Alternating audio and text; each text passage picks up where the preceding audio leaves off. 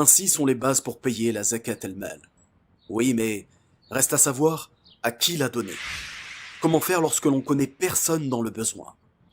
Face à ces questions, des personnes ont pris le problème à bras le corps et ont décidé de fonder une association de bienfaisance bénévole ayant pour but de distribuer la zakat des musulmans aux personnes les plus démunies. L'association Abessona, c'est une association qui a été créée par un groupe de 5 personnes, originaires des Yvelines, en 2013.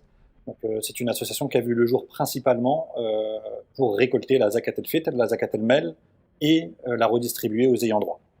Alors en France, il y a la pauvreté que l'on appelle la pauvreté visible.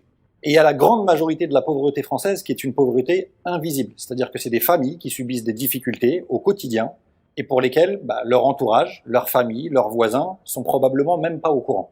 Il y a la catégorie des familles, je dirais, qui rencontrent des difficultés toute l'année, au quotidien, qui sont dans malheureusement un cercle vicieux parce qu'ils n'ont pas assez de revenus, parce que très souvent ce sont des femmes qui vivent seules, qui élèvent seules leurs enfants, des familles donc monoparentales. Et on a une deuxième catégorie, c'est celui, comme vous et moi, qui a une situation complètement normale, qui vit normalement et qui du jour au lendemain a un accident de parcours. Personne n'est à l'abri de tomber malade. Personne n'est à l'abri de perdre son emploi. Cependant, il est de notre devoir de savoir à qui nous confions notre argent et comment est utilisé cet argent. Il est important de savoir si 100% de la somme qui sera versée sera réellement redistribuée aux gens dans le besoin. Ces associations ont-elles le droit de puiser dans cet argent de la zakat el-mal pour faire fonctionner leur association? Alors, si on fait référence aux associations aujourd'hui, qui sont pour la plupart bénévoles, donc il n'y a aucun doute que ces associations font un travail remarquable, ils peuvent juridiquement se charger de récupérer la zakat et la redistribuer aux bénéficiaires. Ils sont considérés comme des mandataires d'ailleurs. Cependant, il faut être clair. Il faut être clair que ces associations ne peuvent en aucun cas financer leurs campagnes, les salaires des intervenants, ou bien tout ce qui touche à la logistique avec l'argent de la zakat. Car ce sont des associations bénévoles et de ce fait, ils ne font pas partie de ceux nommés dans la sourate Tawbah, encore une fois, verset 60, « وَالْعَامِلِينَ عَلَيْهَا » ceux qui y travaillent. Ceci étant dit, écoutons la position du frère Riyad de l'association Abessona.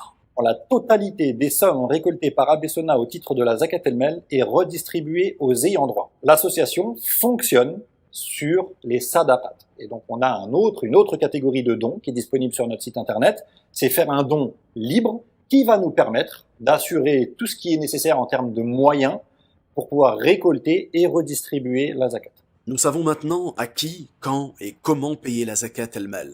Mais qu'est donc la conformité sans la sincérité? Quelles sont les leçons de tawhid, d'unicité, à retenir du pilier de l'islam qu'est la zakat? L'élément le plus important concernant la zakat, avant même sa conformité à l'enseignement du prophète sallallahu alayhi wa sallam, c'est la sincérité avec laquelle il va la donner.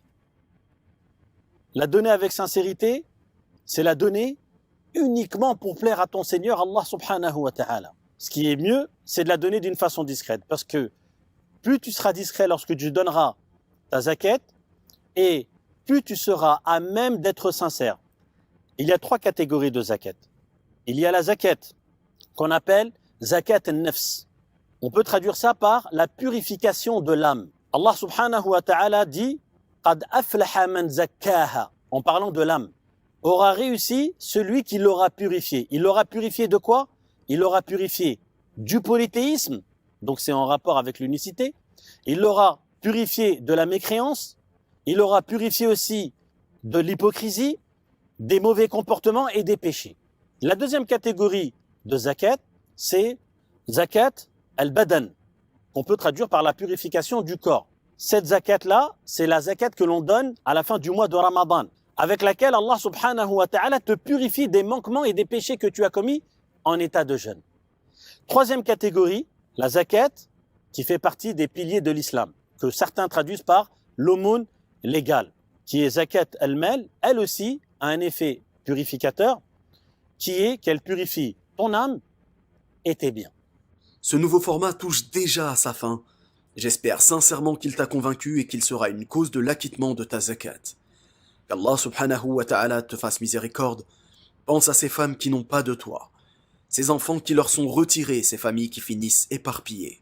Oui, en France aujourd'hui, des gens sont réellement dans le besoin.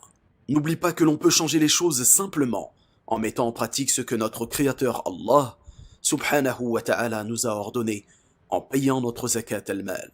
Je remercie le professeur Abdullah Thiam, le frère Riyad, le professeur Mohamed Aboul Harith, ainsi que le frère Mustafa et le frère Younes, qui ont participé à la réalisation de cette vidéo.